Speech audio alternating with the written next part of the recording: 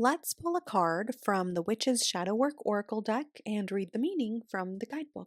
So, as I shuffle the cards, you can think of a situation you might be facing for which you might want a bit more clarity on.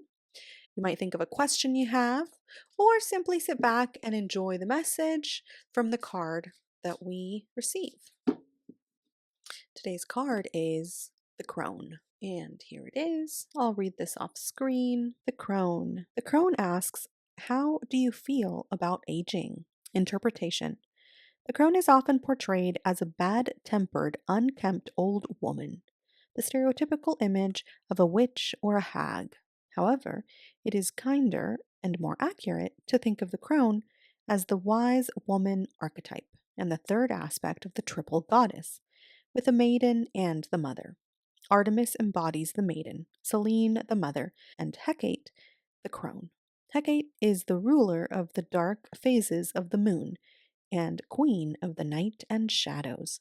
She has not lost her power or her strength. Just as powerful, but unpleasantly so, some hags in fairy tales and myths sit on the chests of sleepers to invoke nightmares and render them unable to move or breathe. However, in Irish folklore, hags are wise and supernaturally empowered old women.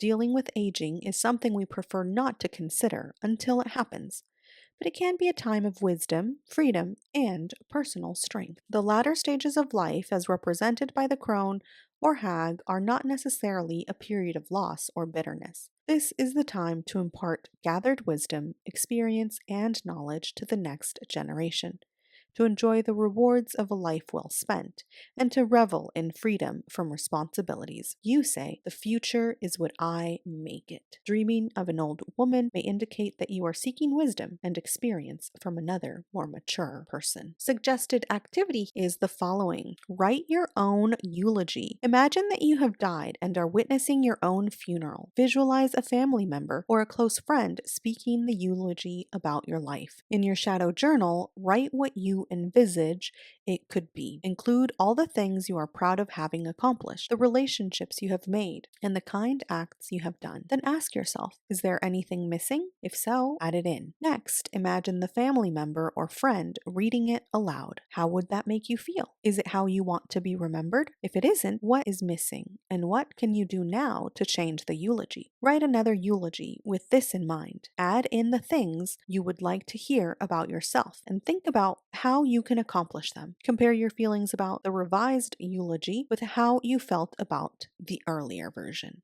And there we have it, the crone.